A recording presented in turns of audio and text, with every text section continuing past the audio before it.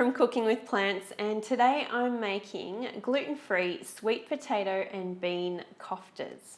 So for this recipe you need a mixing bowl, and first of all I'm going to add half a cup of tapioca flour.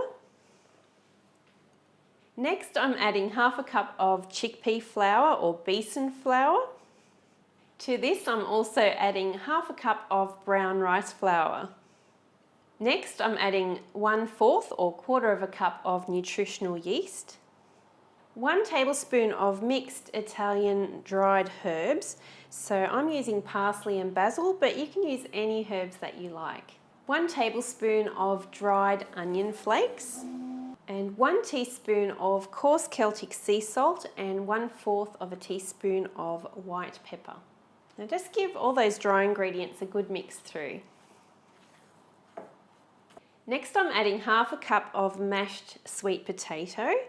So that weighs about 125 grams and it was a really tightly packed half cup. So I'll add that in. And to this mixture I'm also adding 1 tin of drained cannellini beans, and they have actually been mashed up. I've just used a fork to mash those. Adding those in. And again, you can use any beans that you like. You could use red kidney beans or black beans. They all work really well in this recipe.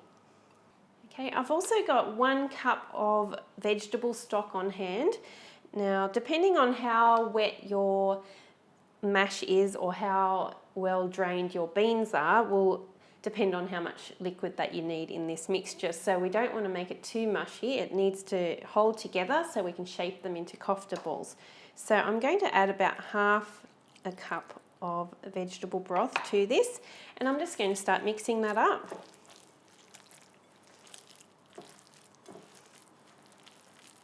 Okay, so for my mixture today I don't need any extra liquid, so having a look at the amount that I used, it was probably just over 1/4 of a cup. So just start with a small amount and keep adding it as you need it. So this is now ready to shape into some little kofta sections. So I'm just shaping them about half the length of my hand or the length of my fingers. And you can also shape these as little sausages if you prefer to, but this is how I'm shaping them today. So for the next stage, you need to preheat your oven to about 180 degrees Celsius or 360 degrees Fahrenheit, and also line a baking tray with some non-stick parchment paper. So I've already prepared that, and I'm going to place all the koftas onto that tray. So just shape all of these and lay them out evenly, and they'll be ready to bake.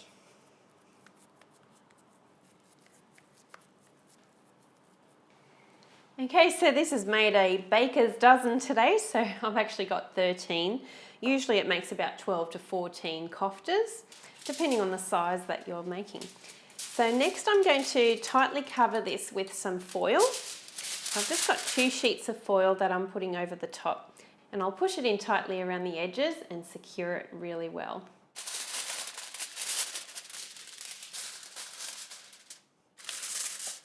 If your foil is large enough to fit over your whole baking tray, then just use 1 sheet of foil, but I've used 2 for mine just because it didn't quite fit. So this is now ready to put in the oven.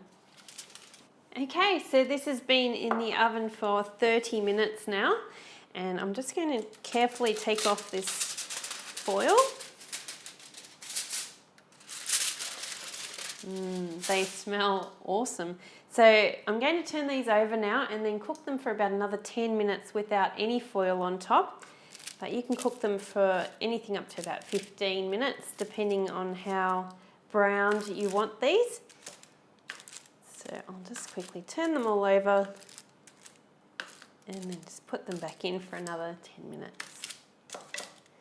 Okay, so I actually cooked these just for another 7 minutes because they look like they are quite crispy and cooked through. So to serve them, just turn them back over because it will have a smoother edge on that other side. And what I like to do is I just get some skewers. I've got some little bamboo skewers here. So I like to just thread this onto a skewer at the end and then just put a dipping sauce onto the platter that you're serving it on, and it's just a nice way to serve. All right, so I'll just pull that back off this skewer and give it a taste test. They're really, really hot. A little bit volcanic at the moment.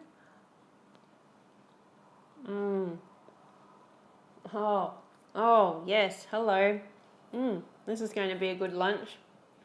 They taste fantastic. I normally make these with gluten flour, and there is a recipe for these in my cookbook, Vegan Made Easy, using a variation of herbs and spices and gluten flour, but this is a beautiful, beautiful gluten-free version that I can't wait to eat right now. For the recipe, remember you can go to my website at CookingWithPlants.com, and I'll have a link to that recipe below, and I look forward to seeing you for the next recipe. Bye for now.